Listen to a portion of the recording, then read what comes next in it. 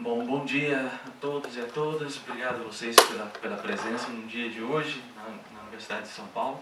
Hoje temos o prazer aqui de receber a professora Maria Cecília Colombani numa atividade que é coorganizada pelo Grupo de Pesquisas Subalternas e Populares da Antiguidade e pela revista Heródoto, que é representada pelo professor Gleidson José da Silva. Esse é um evento que tem o patrocínio da FAPESP e também do Programa de Pós-Graduação em História Social da USP, que nós agradecemos, que tornou possível a vinda da professora. A professora Maria Cecília Colombani, que vai nos falar hoje, é professora da Universidade de Morón, na Argentina, e uma especialista na obra de Hesíodo e também no estudo de gênero, um pouco do tema que ela vai nos tratar aqui hoje. Então, nós, como sempre fazemos nesses encontros do grupo de pesquisas, nós temos um espaço da apresentação e depois também do debate, que acho que contribui bastante para a nossa reflexão aqui. Então, nós vamos fazer dessa forma. Então, eu passo a palavra à professora María Cecília Colombani. Muchas gracias a todos y a todas. Estoy muy feliz de estar acá con ustedes y agradezco a mi amigo Gleidson y a mi nuevo amigo Julio César Magaláes, que abre generosamente las puertas de su casa. La fala tiene que ver con las casas y estoy muy feliz de que esta sea por un pequeño rato mi casa. Muito obrigado, amigo. Casas, esposas y gnomos. La constitución del ideal femenino en el pliegue hesiódico. Bien. En Grecia, la primera novia, la novia del mito de Prometeo, el mito fundador de la humanidad, lleva un nombre, Pandora. El padre de los dioses ordena a sus hijos dotados de inteligencia astuta que fabriquen la trampa que, bajo aspecto de novia, destina a los hombres. El proyecto de la presente comunicación consiste en relevar el papel de la mujer en teogonía y en trabajos y días desde la perspectiva matrimonial. Intentamos proponer una lectura tendiente a rastrear el linaje positivo en el que se inscribe la buena esposa a partir de la inscripción de la mujer en un linaje tenebroso. A partir de la inscripción de la buena esposa en un linaje luminoso, nos proponemos pensar la problemática del matrimonio asociado a la construcción de un modelo de conducta que Eloicos exige y que ubica al marido en un lugar protagónico. El lenguaje propio de Hesíodo está enmarcado en la lógica del linaje como operador discursivo, herramienta que Hesíodo utiliza para la institución de un sentido, entendiendo al mito como logos explicativo. Si Homero y Hesíodo trabajan indistintamente con una materia prima que es la espesura mítica, creemos ver en Hesíodo un tratamiento particular del material, una organización de otro orden que responde a un universo que se está secularizando de cara al nacimiento de la polis y que ubica al poeta en una región compleja de límites poco claros entre filosofía y poesía. El linaje, como un operador discursivo, permite la ordenación del campo de lo mismo y de lo otro, resultando esta distinción fundamental un pilar en la obra hesiódica, ya que, a partir de la arquitectura discursiva con la que nos enfrentamos, sostenemos una línea de continuidad en ambos poemas. Pensar a Hesíodo como la novedad que creemos que representa nos conduce a sostener la lógica del linaje presente en sus dos poemas como un núcleo que cohesiona la totalidad de la obra. El linaje, a modo de operador discursivo, hilvana esa totalidad que avanza tanto en teogonía como en trabajos y días hacia formas más justas y ordenadas, ya sea en el plano cósmico divino como en el plano social. Forma más justa y ordenada en la medida en que el linaje positivo triunfa estructuralmente sobre el negativo, ubicando a Zeus en el verdadero rector del proceso de consolidación del orden y del poder.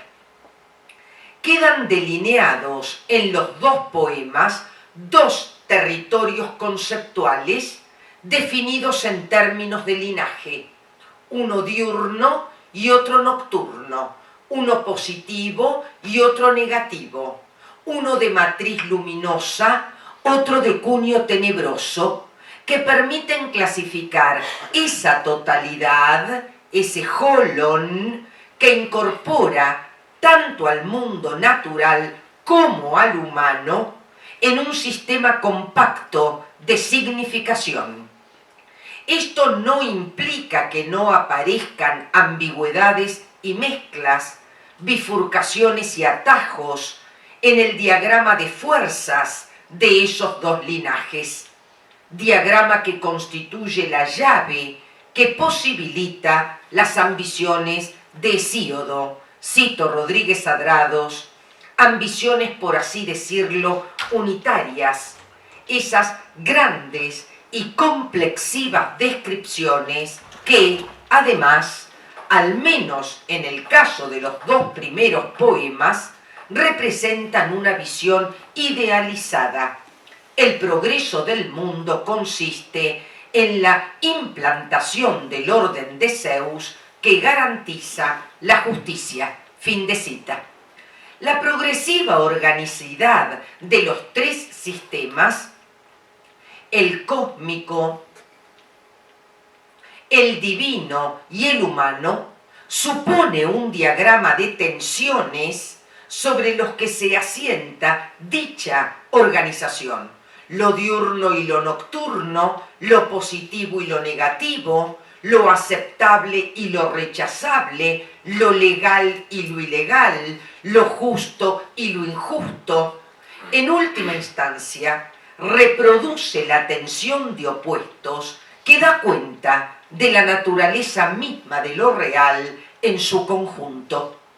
Potencias y divinidades que se inscriben en uno u otro linaje, reyes, hombres, mujeres, instituciones, comportamientos, estilos de vida, ciudades, se pueden leer desde una perspectiva u otra, al tiempo que edifican la arquitectura explicativa de la complejidad de lo real. Complejidad que se define en el terreno agonístico de los contrarios en oposición, representando un claro antecedente de las formulaciones posteriores que hacen del polemos, del combate, el hilo que borda la constitución de lo real. Desde este marco teórico nos proponemos pensar el desplazamiento de una perspectiva tenebrosa de las mujeres a partir de su filiación con Pandora hacia una construcción identitaria de valencia positiva encarnada en la figura de la buena esposa. En esa construcción de sentido, el mito inscribe un relato ancestral donde la figura del marido, como portador de un modo de saber y de poder, centra el dispositivo de consolidación de Loicos como institución emblemática que el mito de Prometeo delineara en su ficción significante. Si los hombres necesitan de la mujer, más allá de que ésta constituya un espinoso engaño, entonces la tarea será consolidar el mejor matrimonio posible en el limitado esquema de posibilidades que la propia naturaleza femenina brinda. Proponemos entonces partir de la inscripción de la mujer en un linaje nocturno para ver en qué medida el matrimonio puede desplazarla hacia un segmento simbólico de valencia opuesta. Las hijas de Pandora. Los dioses modelan una criatura artificial de la que extraerá su origen el genos de las mujeres, destinado a instalarse y habitar entre los hombres para su mayor desgracia. Fin de cita, Julia Sisa. La primera inscripción de la mujer obedece a su proximidad con Pandora y por ende su territorialización simbólica supone una definición en términos de oscuridad y tenebrosidad. El campo del verbo teujo da cuenta del acto poético que caracteriza la creación de Pandora como artefacto dispuesto por Zeus como castigo. Preparar, edificar, construir, crear. En efecto, Pandora es ante todo un artificio, una producción dolosa, porque esa encantadora doncella guarda en su interior el bello mal, Calón Cacón, fantástica tensión en una expresión, Calón Cacón, que sintetiza la contradicción ontológica que la primera novia encierra en su ambigüedad identitaria. El verbo exago, sacar a luz, llevar, conducir, da cuenta del inicio de un viaje hacia tierras oscuras. Pandora es llevada hacia los dioses y hacia los hombres, y esa presentación formal representa el inicio de un vínculo que reportará las peores consecuencias para los hombres que otrora vivían sin necesidad del elemento femenino. Presentada y conducida con el ornato, cosmó, el atavío, la gloria de una primera novia, Pandora genera el asombro de todos por igual, homologando en el mismo sentimiento de admiración a hombres y dioses, esto es, a todos por igual, sin distinción de planos o registros estatutarios en el orden del ser. El participio agalomenen, glorificada, exaltada, adornada, refuerza el atavío que le corresponde a una novia conducida, tal como de ello da cuenta el sistema matrimonial arcaico, ante la presencia de hombres y dioses cautivados idénticamente por su belleza. Atenea ha sido, ni más ni menos, la encargada del ornato. Todas las fichas están puestas en esa presencia contradictoria que ha llegado para instalarse definitivamente, ya que su presencia coincide con la condición de posibilidad de la estirpe femenina, peculiar dimensión ontológica de una Pandora intrínsecamente ambigua que no permite lecturas unilaterales. La palabra tauma marca una dimensión interesante, maravilla, cosa maravillosa de ver, admiración, sorpresa, asombro. Evocamos el sentido que le otorga Karl Jaspers a la admiración o el asombro cuando lo ubica como uno de los 4 orígenes de la filosofía, retrotrayéndose al mundo griego. es un asombro asociado a la perplejidad. Es la admiración frente a aquello que conmociona por desconocido. Incluso Jaspers va más allá y asocia el asombro a la conciencia de no saber. Pandora asombra y conmociona. Su belleza es el pasaporte a una admiración que seduce por igual y sin medir consecuencias. Epimeteo es el último eslabón de una cadena de seducción que se inicia en esta presentación simbólica. Quizás el adjetivo améjanos, perplejo, inconcebible, indescriptible, dé cuenta de la imposibilidad de comprender esa presencia que se impone a partir de su belleza. En la misma línea interpretativa, el verbo amejaneo, dudar, no saber, estar perplejo, remata el sentido. Pandora es origen, no exactamente en el sentido temporal, sino desde una perspectiva ontológica, ya que constituye el desde dónde de una emergencia.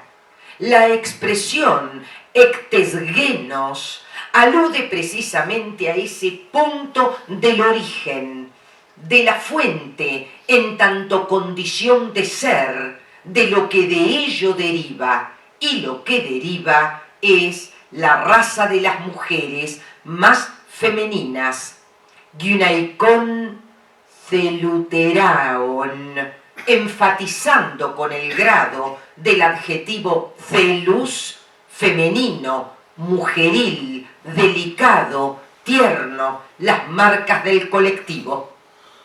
La incorporación de Pandora al linaje nocturno está definitivamente corroborada por la presencia del adjetivo oloos, funesto, fatal, mortal, pernicioso, doloroso.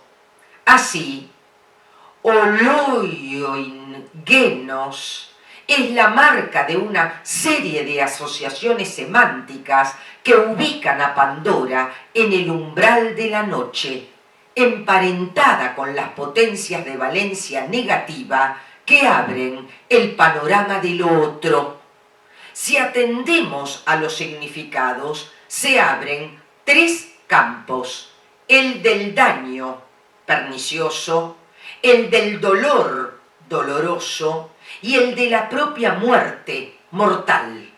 Pandora parece resumir en su figura el plexo de negatividades que desde distintos atajos amenazan a los hombres, reportándoles una vida cargada de sufrimiento. Horizonte expresamente antropológico, donde la aflicción constituye la marca humana por excelencia. Pena grande, pena mega, es la nueva expresión que caracteriza el dolo sutil, y el campo del término pema vuelve a abrir una polifonía de significaciones de registro diferenciado, más allá de su inscripción en el marco de la oscuridad. Calamidad, miseria, desgracia, azote, sufrimiento. Ahora bien, ¿cuál es la primera marca concreta de esta raza aparentemente indeseable? ¿Qué conducta territorializa a las mujeres en un segmento nocturno, emparentándolas con nux, con noche? La marca se inscribe en la ausencia de solidaridad. No son compañeras, symphoroi, de la perniciosa pobreza, ulomenes peiníes, y con ello delegan en los hombres el enfrentar aquello que resulta el escenario dominante de trabajos y días, recogiendo una marca histórica, esto es, la pobreza. el campo de sentido del adjetivo symforos, clave de los juegos de reciprocidad que deben atravesar la aldea para convertirla en un topos, en un oikos habitable. No son compañeras y en ese sentido no conviven porque no convienen, porque ni son útiles ni son provechosas. Son seres inapropiados, lo que refuerza su inscripción tenebrosa. Aquí el largo texto griego donde fuimos tomando las palabras de análisis. Entonces, después que compuso este bello mal en vez del bien, la condujo donde estaban los otros dioses y los hombres, glorificada con el ornato de la hija del poderoso padre, la de ojos glaucos, y el asombro se adueñó de inmortales dioses y mortales hombres cuando vieron el dolo sutil, incomprensible para los hombres. En efecto, de ella viene la raza de las mujeres más femeninas. En efecto, de ella viene la funesta raza y género de las mujeres, pena grande que habita entre los hombres. De la perniciosa pobreza no son compañeras, sino de la saciedad. Teogonía 585-593. Los versos resultan reveladores, ya que ubican en cierto plano de semejanza a los hombres mortales y a los dioses inmortales, ya que ambos registros de ser sufren el mismo asombro frente a la criatura que la hija de Zeus les presenta. Así, el asombro se adueñó de inmortales dioses y de mortales hombres. Criatura asombrosa e incomprensible según la marca del texto. Es posible que el asombro esté determinado por esta imposibilidad de comprender esa figura ambigua que Pandora representa.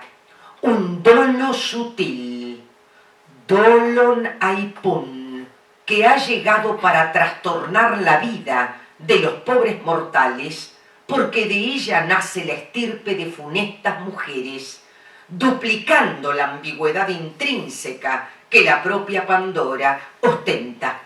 Mujeres funestas, pero necesarias.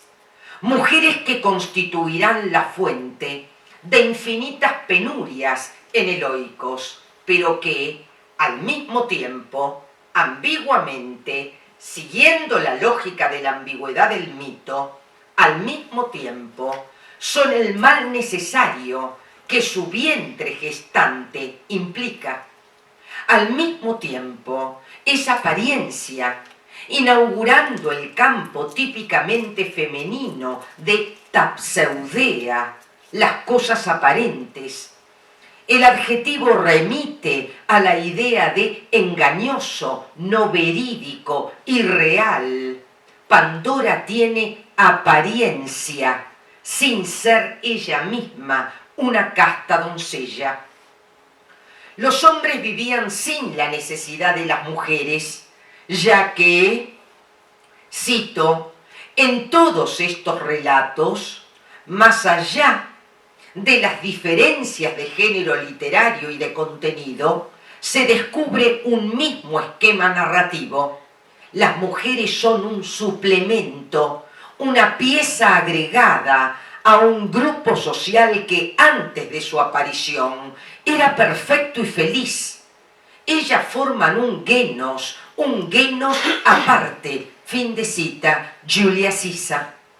Pero la insolencia del Japetónida, de Prometeo, implica el pasaporte al dolor y al sufrimiento a partir de las consecuencias antropológicas del pretendido engaño a Zeus. por un lado, la fundación del sacrificio como marca de la distancia ontológica entre ambos planos, mortales e inmortales, y la conyugalidad como la necesidad de unirse a una mujer para procrear los hijos que el linaje demanda. Cocción de los alimentos y matrimonio pasan a ser los enclaves fundacionales de la condición humana. Pandora es esa primera mujer, madre de la raza de las mujeres y cuna de la ruina para los hombres. Ahora bien, la mujer es una pena grande que habita entre los pobres hombres mortales que padecen su presencia. Presencia que, al mismo tiempo, como hemos anticipado, resulta necesaria e imprescindible por ese vientre que se convierte en un elemento de poder y temor simultáneamente, vientre-poder, vientre-temor, marcando intrínsecamente su duplicidad estructural. Ser voraz e insaciable, más cercano a los animales que a los mortales hombres, no puede ser la fiel compañera del varón en el oikos, a menos de que éste encuentre una buena esposa que reivindique de alguna manera esa funesta raza de mujeres. En el marco de la otredad que su figura representa, hay mujeres que reivindican en cierto sentido como un subgrupo dentro de la otredad su posición en el lugar, inscritas prudentemente en el dispositivo matrimonial que las acoge como destino natural de una buena esposa. Ese ser voraz transgrede las leyes de la prudencia y con su acción cae en el peligroso territorio de la hibris, sumando dos nuevas marcas identitarias, la transgresión y el peligro como notas dominantes. Pandora misma es un engaño, la apaté engaño bajo la máscara de filotes, seducción, en términos de Bernard. Insaciable reseca a su marido, al tiempo que no parece colaborar en la casa, tal como Pandora que, a pesar de haber sido instruida en las labores, no da cuenta de tal aprendizaje. La mujer es un castigo, un mal, encarnando en sí mismo todo el estigma del linaje negativo. Las mujeres, Pandora, Afrodita, etc., son así hijas de la noche, pertenecientes al linaje oscuro que se enfrentará al positivo masculino. Mujer improductiva, incapaz de convertirse en la sinergos, como sí lo harán más tarde aquellas mujeres genofonteas que pasen por el correspondiente dispositivo educativo que su condición natural exige como forma de disciplinamiento y corrección. El nomos debe ser siempre corregir los aspectos de la fisis. Los versos que siguen vuelven a poner sobre el escenario de la crítica y la inquietud ciertas marcas de la negatividad que atraviesa al oscuro linaje de las mujeres, ahora presente en Trabajos y Días. En este caso, la presencia de la mujer parece jugarse más nítidamente en el plano de los hombres, en el de la historia que atraviesa a los mortales.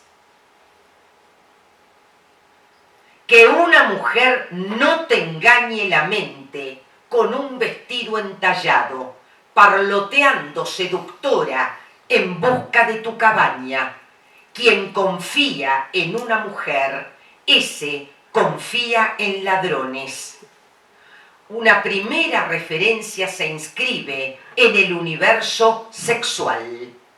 Irresistible y seductora, su imagen queda fijada en un vestido entallado que marca seguramente sus curvas deseables, imposibles de resistir por los varones mortales, cautivados por sus encantos.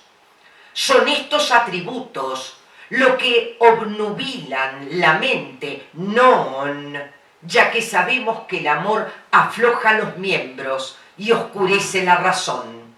Cuando esto ocurre, el pasaporte a las penurias está asegurado.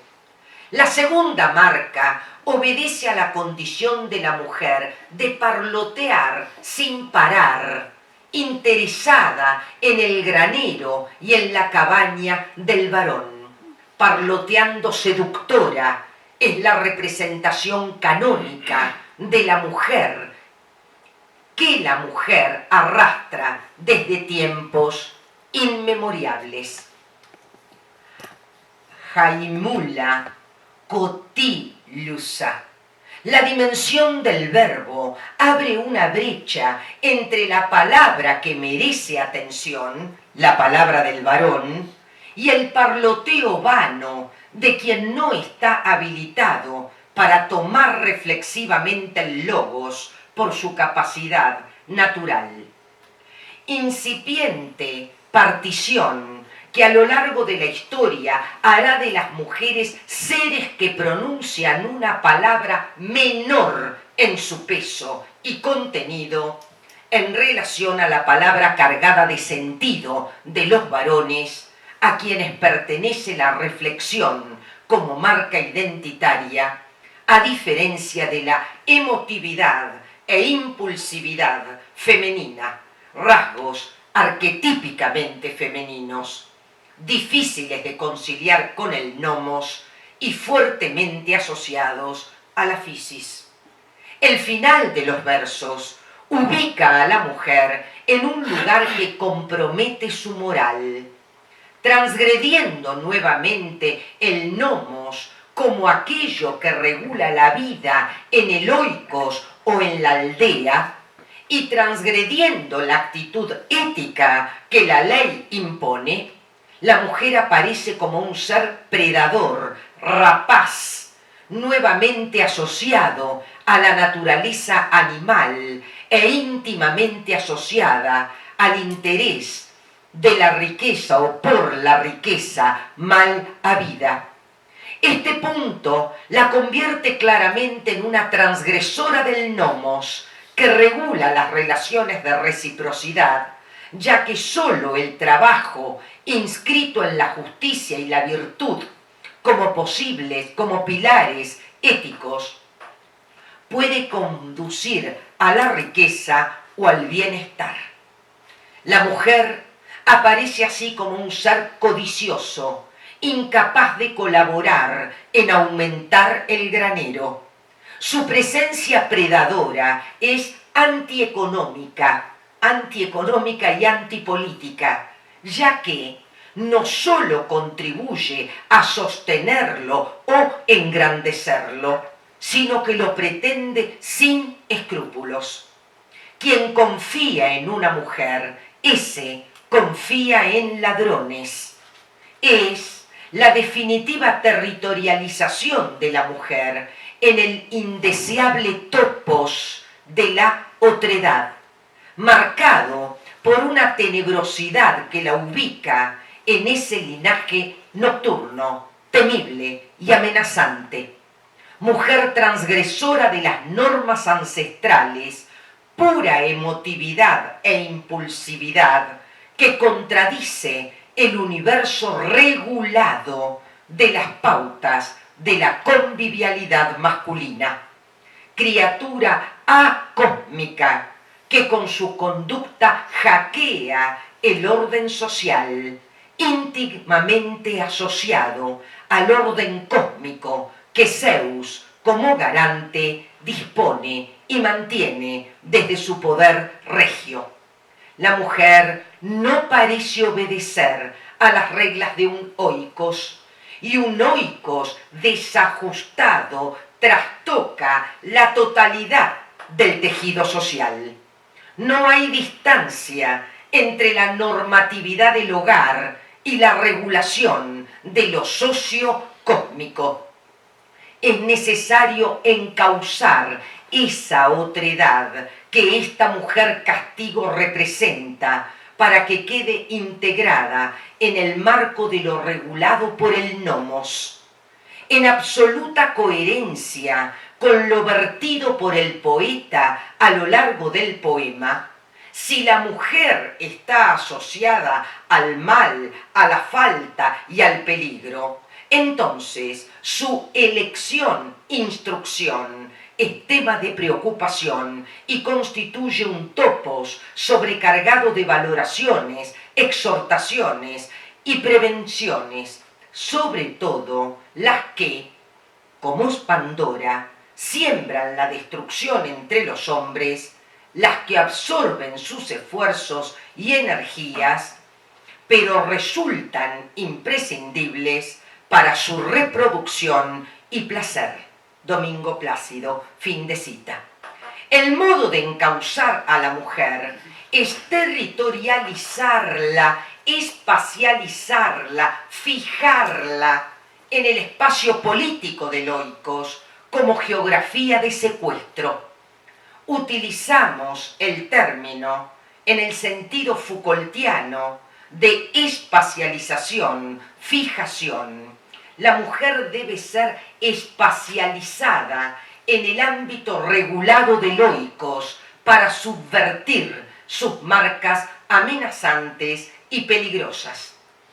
A partir de la dimensión que el nomos despliega como eje regulativo y normativo, siendo esa su función capital al interior de las sociedades antiguas, nos resta acompañar el desplazamiento de la mujer desde esa primera inscripción negativa y amenazante por su intrínseca peligrosidad hacia, que es en última instancia el destino de toda Parthenos, pasar de la physis al nomos, hacia una construcción identitaria de registro positivo inscrita en la representación arquetípica de la buena esposa, moldeada para co-construir un oikos a través de una cartografía disciplinaria de impronta masculina.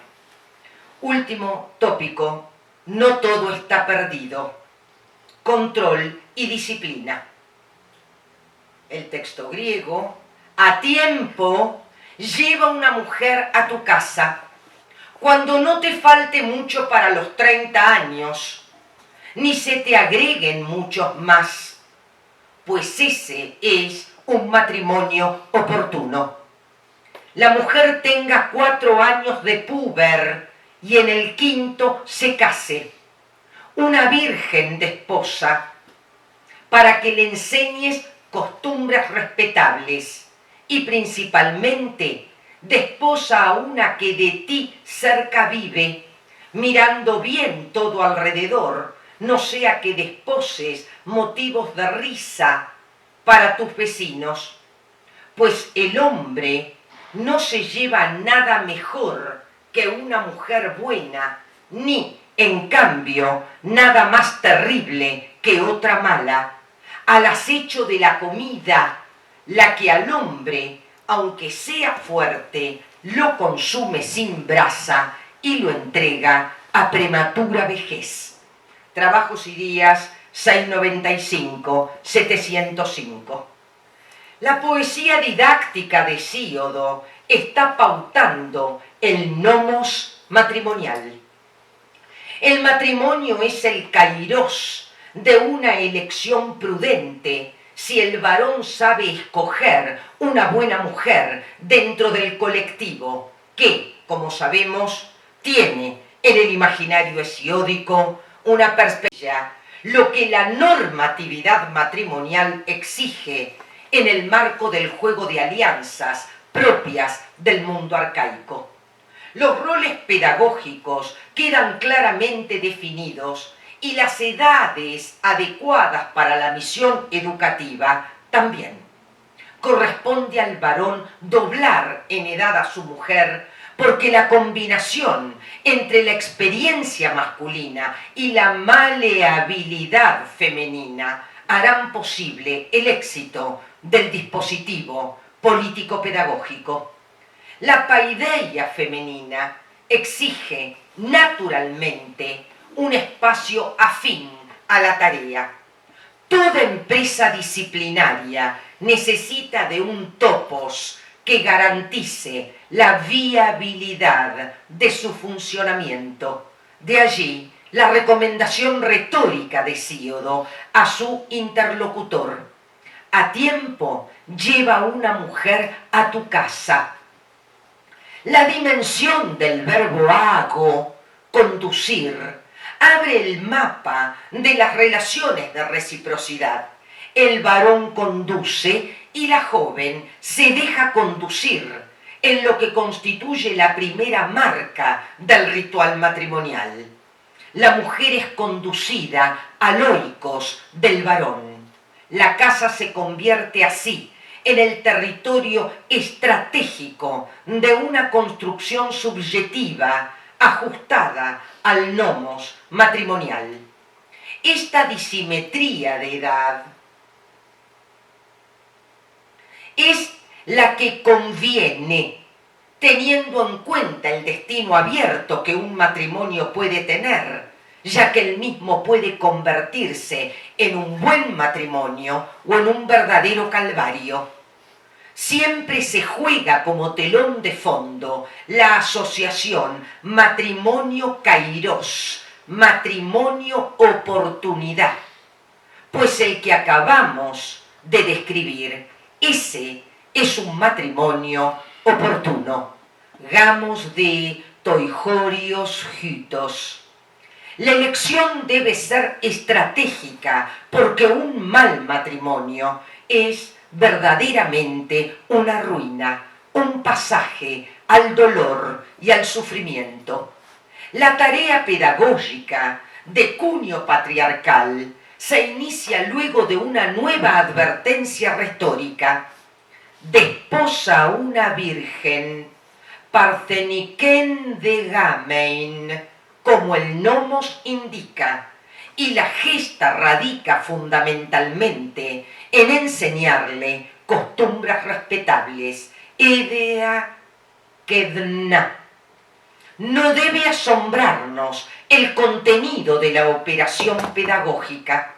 Costumbres respetables que se asocian con uno de los pilares del cosmos hesiódico, la virtud, como aquello capaz de transformar a los varones transidos por la hibris y las costumbres no respetables. Sabemos que la arete y la justicia son los pilares de esta gesta pedagógica y transformadora de las identidades. Eso es una operación subjetiva, transformar identidades.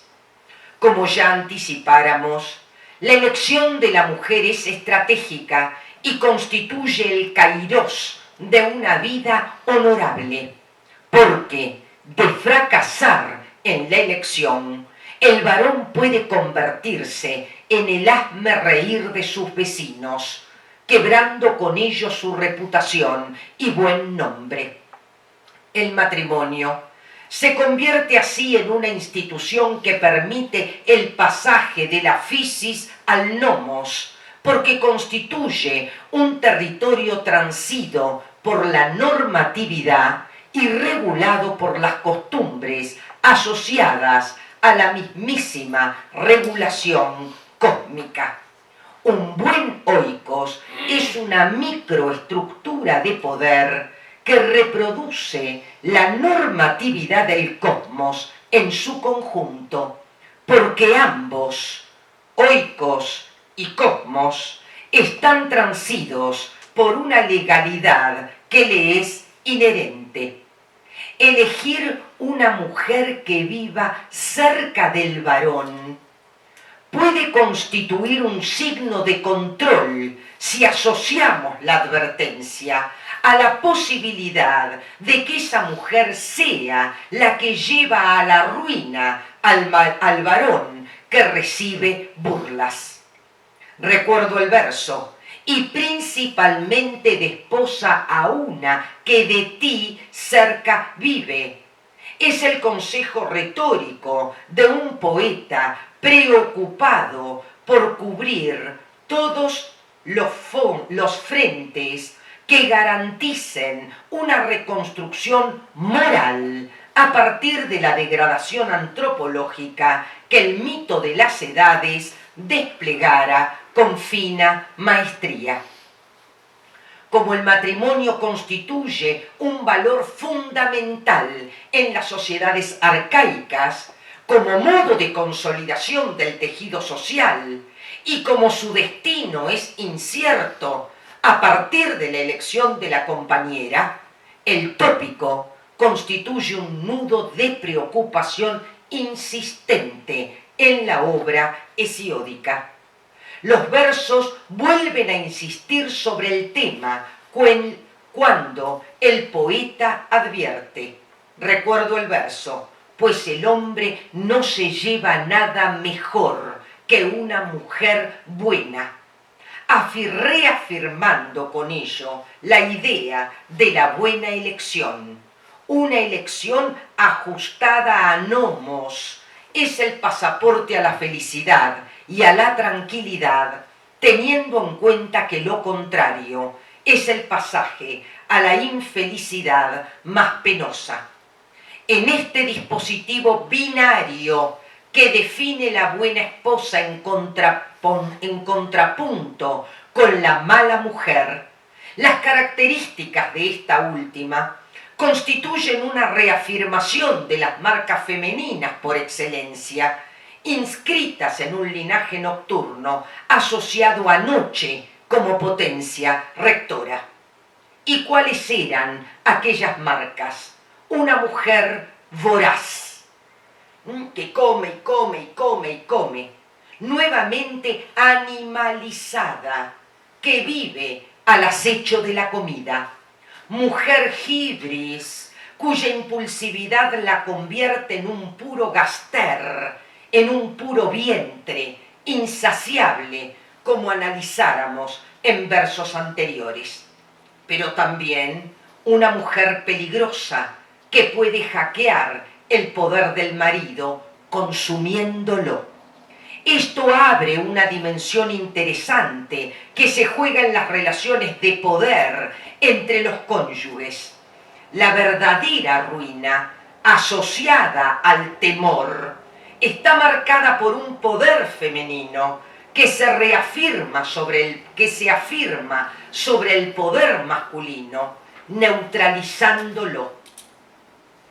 Coincidimos con Redfield cuando observa que el poder femenino que se sale de su cauce es necesariamente el poder sexual, ese poder que debilita al poder masculino.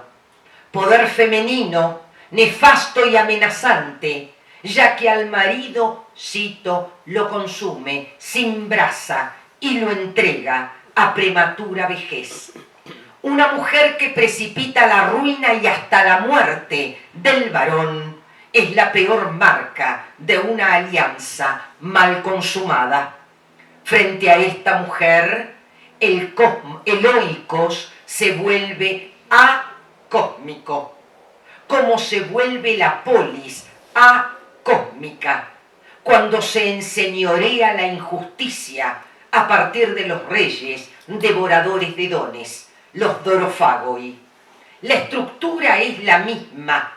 Toda forma de hibris rompe el orden de aquello sobre lo que se asienta, sea la vida personal, la vida matrimonial o la vida social en su conjunto. Solo la mesura y la prudencia constituyen fuerzas cosmificantes a partir de su ajuste al nomos, que siempre restaura los topoi. Conclusiones.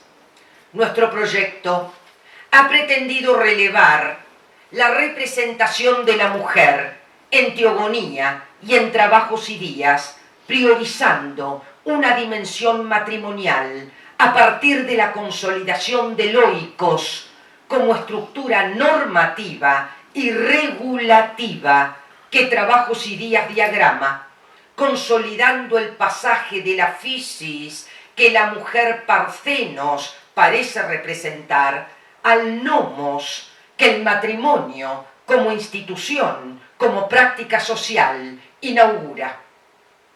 Propusimos una lectura crítica de carácter antropológico-filosófico, rastreando la inscripción de la buena esposa en un linaje positivo, acción que repara de algún modo una primera fijación femenina en un linaje tenebroso a partir de su descendencia de Pandora. El nomos, inscrito en la institución matrimonial, diagrama como eje regulativo y normativo esa posibilidad de reconstrucción identitaria. Eso hay que hacer, reconstruir a las mujeres. De matriz positiva, que la buena esposa, capaz de co-construir un oikos próspero, es capaz de sostener. El mito, como dación de sentido, inscribe así un relato fundacional, significativo, verdadero y arquetípico, donde la figura del marido, portador de una sabiduría natural y de un tipo de poder instituyente, es el artífice de la consolidación de la casa como institución emblemática que el mito de Prometeo define en su ficción significante. Muito obrigada.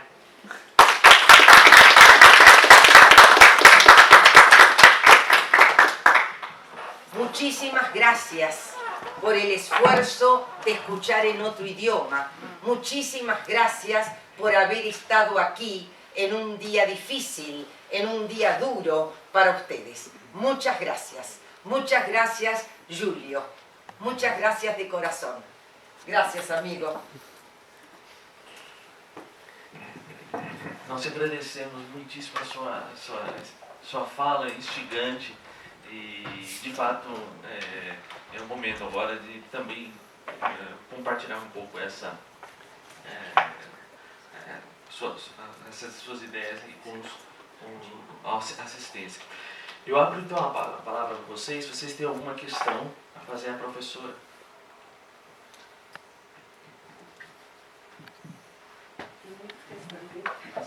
Qual que eu vou começar? Quando tem muitas coisas, não sei por qual eu começo. Bueno.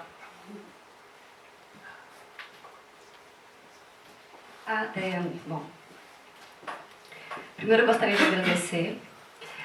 Foi uma apresentação muito interessante, muito instigante.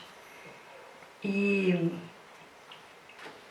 quando você fala sobre a territorialização da mulher, eu gostaria que você falasse um pouco mais sobre isso, que você falou que é um conceito Foucaultiano. Sim.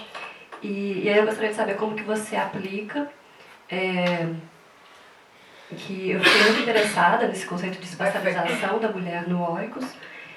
E também, mais para o final, quando você fala sobre o poder feminino, como ele neutraliza o poder masculino, porque eu gostaria também, se você puder falar um pouco mais sobre isso, porque eu estudo as mulheres romanas e aí em Tácito eu vejo que tem uma questão da autorização do poder masculino. Então, por exemplo, Agripina Maior, que é casada com um general romano, Quando o marido dela sai do acampamento militar, ele deixa ela como encarregada, e isso não aparece como uma... Ela exerce funções masculinas, militares, e com a autorização do marido. Então não é transgressão porque tem uma autorização do marido. Mas acontece o oposto com personagens que não têm essa autorização. Então é como se elas estivessem exercendo um poder que não foi autorizado, então aí existe a transgressão. É como se elas estivessem comportando como... Elas se comportam como os homens. Então, no caso de quando tem a autorização, não tem uma neutralização desse poder.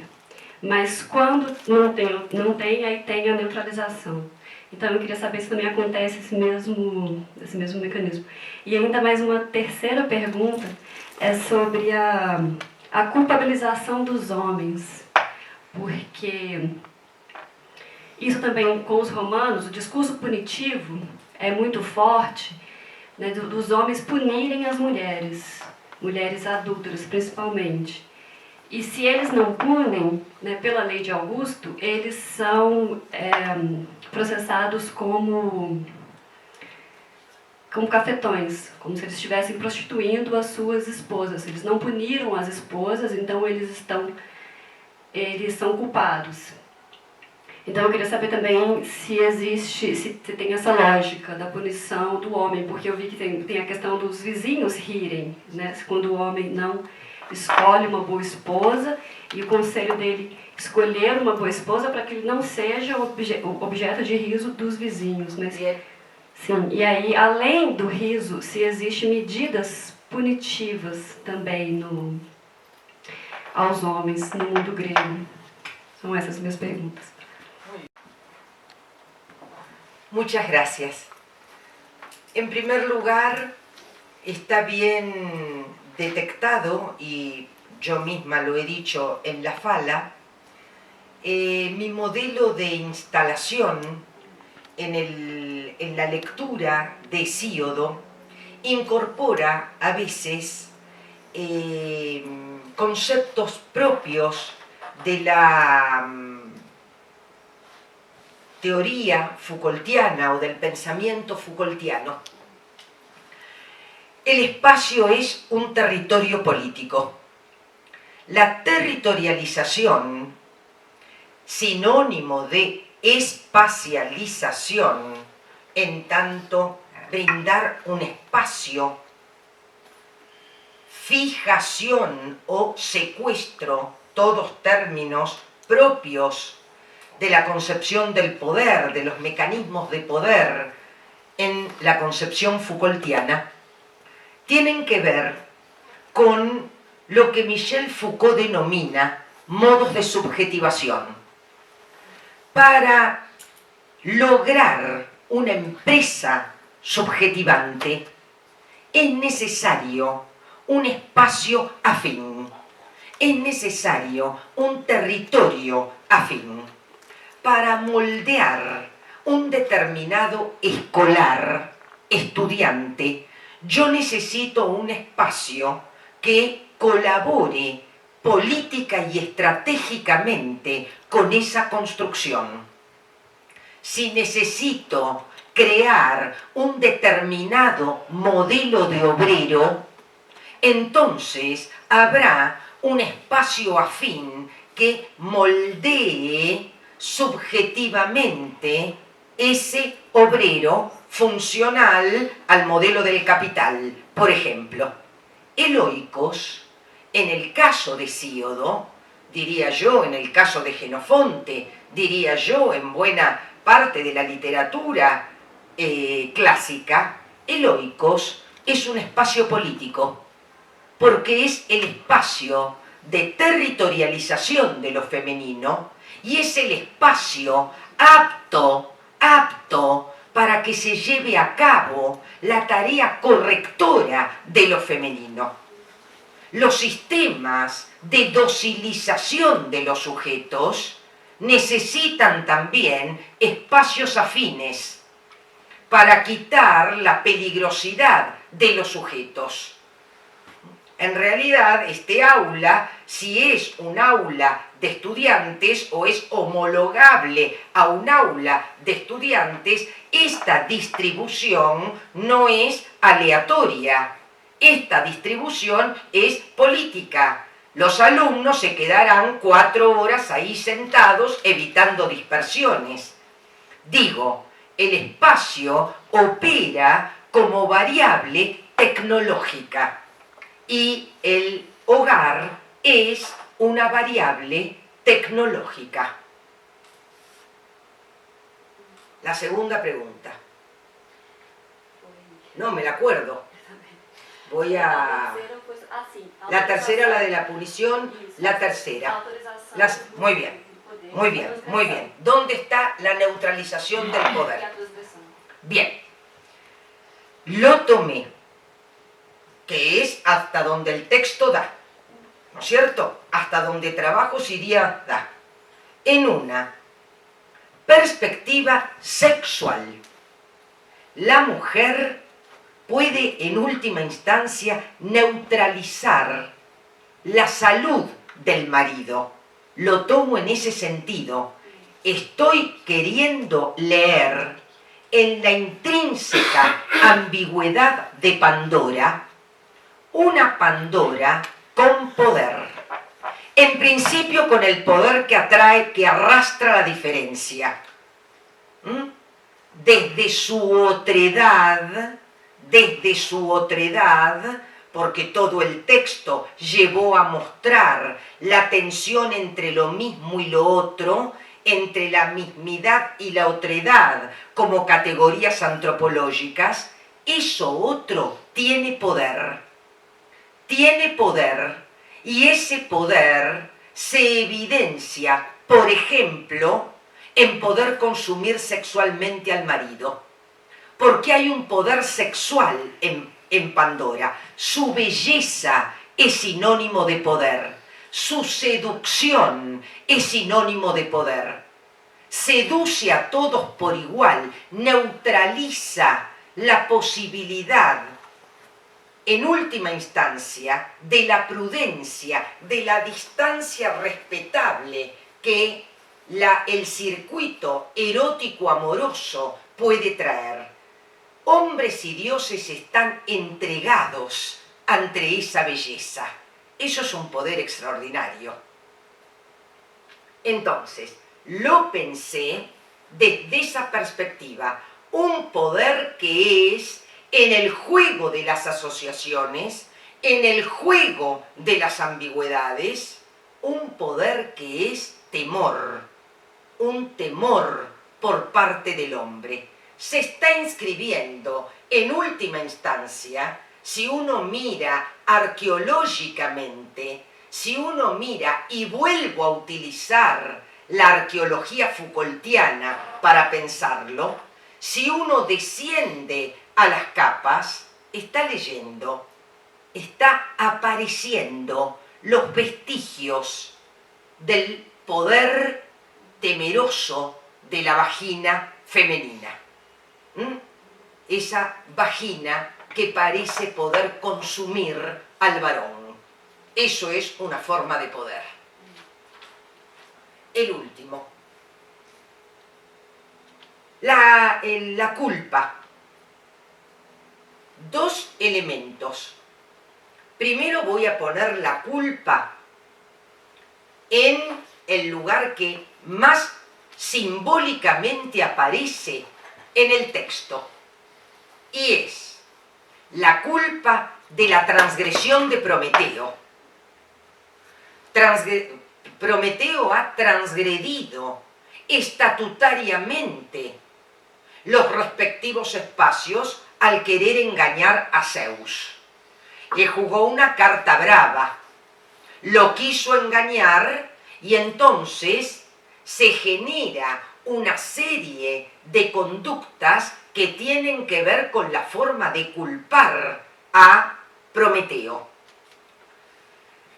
Entre ellas está la mujer, la tercera, es decir, ya sabemos cómo Prometeo engaña con el reparto de lotes y entonces le quita el fuego, cómo se funda el sacrificio para que los hombres nunca más transgredan los respectivos topoi, y entonces el sacrificio lo que hace precisamente es no solo inaugurar prácticas culinarias donde en la tensión entre lo crudo y lo cocido, por ejemplo, sino que la tercera consecuencia o la segunda consecuencia de la transgresión será Pandora como artificio. Ella misma es la representación de la culpa, de la falta. Entonces, allí la primera asociación de mujer-culpa. La segunda, sí, lo ves bien vos y lo has llevado a una sociedad más compleja, seguramente normativamente, como es la romana, en relación a estas prácticas sociales. Lo que me animo a decir, yo que no soy historiadora, dentro de mis posibilidades, es que se juega en la aldea socialmente lo que se viene arrastrando de lo que constituye el honor, la reputación, el buen nombre. Y allí me parece que hay tres elementos como para poder culpabilizar en el juego de la convivialidad que implica la aldea hesiódica. El primer elemento que determina una reprobación de parte de los pares y de los dioses es la holgazanería.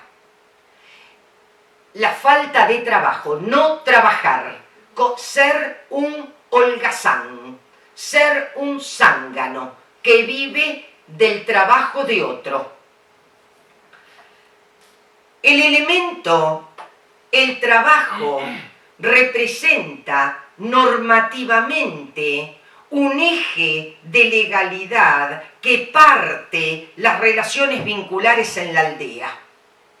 De modo tal que allí está lo primero por lo cual un hombre es aborrecido textualmente por sus pares y por los dioses.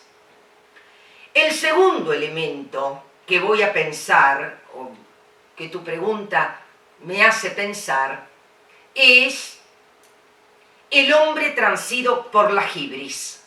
Ahí también hay culpabilización de los pares antropológicos.